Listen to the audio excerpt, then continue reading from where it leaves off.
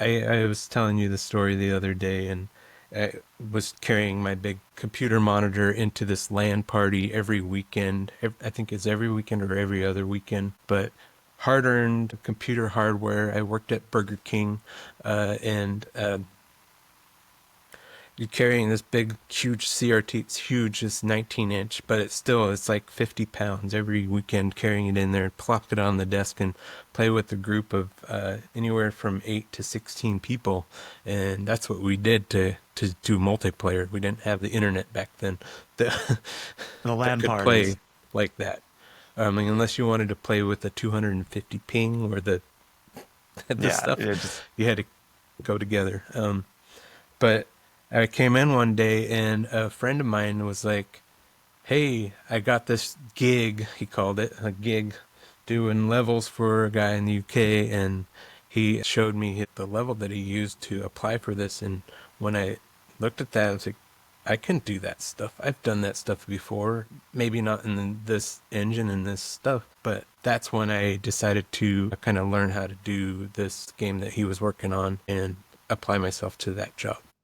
how would you define the work? Like for someone coming on the outside, I'm not technical. I've only coded on some HTML, CSS, JavaScript, just enough to get me to understand what the process was, but I've never gone deep into it. When it comes to kind of creating these levels, what were the tools you were using? Like, how could you explain it to someone like me that is a dummy? Well, most of the games have proprietary tools for creating levels. It's not something that, like, you can't use your skills from, say, Unreal to go work on Call of Duty. They're different. They're different tools to make the game, and they're usually kind of primitive in comparison to like a modeling software like a Maya or a 3ds Max. It's more for like arranging these primitive objects to create the level space. And uh, so those are they don't take a whole lot to learn. But it's usually like you get cubes that you can stretch and pull and place in the map and create these spaces. And then you'll have like entities and property sheets for those entities that interact with the world. So you're staging characters to come out into the map. That's what a level, the basic high level level design is. And then if you want to develop more into those spaces, you're going to need some art skills or other people to help you with that. Did your skills evolve over time? Like, I imagine first it started just like putting squares and maybe I assume adding textures and making things look real. But what was Oh the yeah, evolution and yeah, yeah. Well, what you did? the first game was Unreal, and Unreal was kind of simple. It's kind of like exploratory, and they have monsters, but there's no like cinematic events. They might have like a camera that pans out for the intro or something, but it's all controlled inside the editor space, and you're kind of connecting triggers that would have a guy come out and start shooting at you, and it's simple stuff set up that you would do in that. Um, and that's all I did there is just create environments. And when we went to Medal of Honor, we adopted this other engine, Fact 2 engine, which came with scripting. And so that would kind of fell in the designer's lap to do more advanced sequences for the games and have characters come out and say dialogue and stop saying dialogue if you shot them, and all this kind of introducing logic to the game with the script. So that came to us, and we had to kind of figure out how to do that. Some of So it wasn't us just took build. to Oh, it. sorry, go on. Some of us took to that, and others didn't. And that's kind of how the jobs sort of split up. So it wasn't just building these worlds because you can build them, but they're static at the end of the day. It's then how do you make them come to life? Like how do you make vehicles move, pedestrians move around? How how did that logic evolve? Because I feel like it's gotten so much more as like kind of the game. Like obviously when Call of Duty progressed, these scripts got more and more complicated and layered. But at the start, it was just super simple, right? It was just like move. How would it interact with the player when you're doing Medal of Honor? Like how would it work?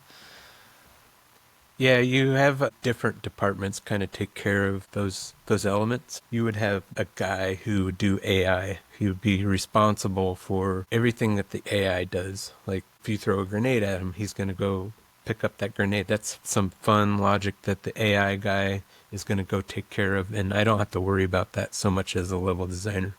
And then you would have like another engineer who is working out the physics for the vehicle. Like, as a level designer, I'm not worried about, how the body of the truck rotates when it goes over a bump Uh-huh. and the wheel bouncing and all that. That's the engineer's job, and he hooks all that up. But he will connect the level designers with some high level scripting controls for that. So I can tell, as a scripter, I can tell the vehicle to drive to a point, or, use a spline path that's defined in the editor for that vehicle to go on the road that I drew for it. But that's kind of where the line is drawn. The scripter gets what I'm calling high level is like pulling the strings, but I didn't create the vehicle stuff, the fancy math that makes all the vehicle go. Yeah, yeah, the physics engine and everything. What are you concerned with as a level designer? We're concerned with the player's experience, so we're kind of like putting all these pieces together, and also requesting pieces because sometimes the smarty engineers guys are like they're committed to their little black box that they're working on. I got this truck working great. Well, now we need an airplane that flies. And so take out all the gravity and, do your smarty engineer thing and come up with a way for us to make airplanes that fly. And so they will go back and come out with a new vehicle type that we can put into our maps. That's the level designer's kind of like a mini producer. Got it. A mini producer in what sense? It's a producer within kind of the game, the player experience of how they're experiencing the game in the Yeah, yeah, world. yeah. So there's another higher level, which is the bigger producer, which is kind of looking at all of the levels and how many getting an assessment of we only have three artists, so maybe we shouldn't globetrot to a different scene that's going to have like way too much art for these three artists that we have. So let's constrain it to one different only a couple different types of environments. That's the high level producer's job to sort out. But he's going to aim us at, like in World War II, he's going to aim us into Africa or something. Like, you're going to do the Africa mission, and he might have some even higher level description, like this Africa mission is a tank drive mission. And so, and probably the tank's going to go take out some turrets, so go do that. And as a level designer, I get to work out some of the details with that and let the producer know that, hey, I'm gonna need some tank physics for this because that's a little heavy for me and I need some engineering on it.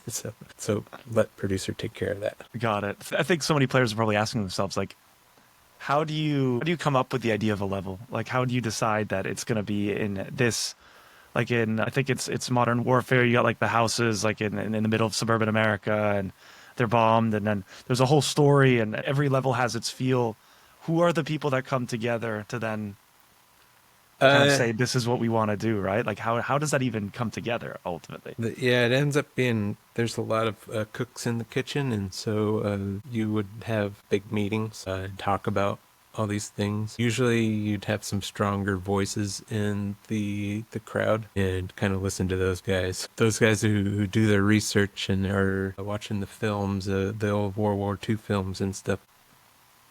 But yeah, it's usually a committee type of thing where you sort of come up with the ideas together at that very high level. Like, we're going to do a mission over here, and it's going to be like a stealth mission, uh, or this is going to be the all-out war sequence, or even talking about what the game's about. Yeah, that's super interesting. So as you let's go from we talked a bit about how you got into Medal of Honor and you got into working on the game. What was the jump from Medal of Honor to Call of Duty? How did that happen? How did that team form? Because then that's the game that really took off, right? Yeah. Yeah, so we had shipped Medal of Honor, and I think we were starting on doing the expansion pack because we knew it was going to be a big thing. And that expansion packs are awesome because you already have all the assets. You're just making a level and extending the game and make a little profit real quick.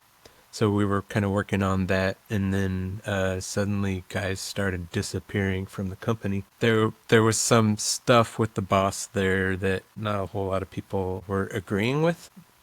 And for me and some of the guys that I've talked with since, it's kind of like seems kind of small stuff. They were just like annoyed, and some of the producer types felt like they could do a better job leading this company elsewhere. So, and So was it like a mutiny? Is it a mutiny like that broke up? yeah, it Like just people thought they could do better and they wanted to go take their talents elsewhere and build a better game? Was that what was bubbling up?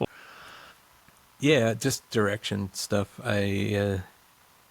For me personally, the team was Tom was the leader of the team, and he was trying to grow big and build the team. And we went from bottom floor, which was like, half of the building was rented to another company and the other half was our half, but we wanted to expand, so we had to go up to the second floor and got the whole floor rented, but he needed to fill that space. It's expensive to rent a whole floor of a building. So let's create another team, and it was kind of growing rapidly, and we were still trying to figure out what we were doing and how to work together on our own team within the small team that we had. So it was just hard to go through all that growth rapidly, but that's my only complaint. And I had a couple little things with the boss, but it was like, for me, it was he would come to the desk and say, do you need anything? And give me this say, yeah, my mouse is starting to crap out. And he went for me that day and went and bought a mouse for me, and it was awesome. Like,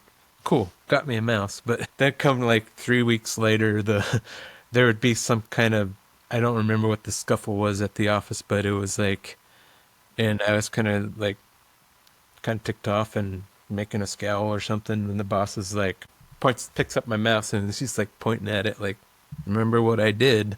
Yeah, you bought me a $30 mouse. Okay. Thank you so much. But it's stuff like that, small stuff. But when I look back, I'm like, that guy was awesome. He got us all together and did the things. So I should have nothing but gratitude for him and what he did for us. And that was awesome. So talking back at like how the team just bailed out, it was kind of nonsensical. But when the team starts disappearing, the team that you just barely are getting the wheels with, and you know them and you know that what you're capable of, you kind of follow the pack. Yeah.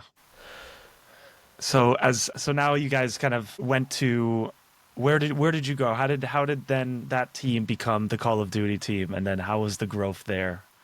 Yeah, so I was just recently telling this story. Like, people don't really appreciate how close in proximity the studios that created Call of Duty and Medal of Honor were. It was like 4 miles down the road. And it was nice for us because we all rented this little apartment that was like like within a mile of the new office, but it was 4 miles from the other office. So we were all excited. We could walk to work if we wanted to. But yeah, they set up in this new office, and on the cheap. 2015 had just moved into this nice second floor. They had a full cafeteria. It was like a modern game studio where you have the cafeteria and you walk in there and there's a snack bar and a cereal thing where you pull down and get cereal in the morning, The and dream, all the soda amenities. machine. Like, are you kidding me? We can get soda, as much soda as we want, and the pool table and, ping pong and all that stuff. But we kind of had to start all over, and this new studio was scrappy again, and using temporary office furniture and used office furniture basically, and have pictures of that office that I put up, and it's pretty bare bones, and the ceiling was kind of low. I remember that, and they had air conditioning that would like blow cold air right on your head. So And we just lock your had neck up. pictures of us like duct taping cardboard up to those things so the cool air would go that way. And was this Infinity Ward at the Yes, time? this was Infinity Ward, and that name came quickly. And I don't remember all the details. This is like 20 years ago, and actually, I kind of forgot about this, but Infinity Ward didn't immediately start working on Call of Duty. We kind of stole that gig with Spearhead.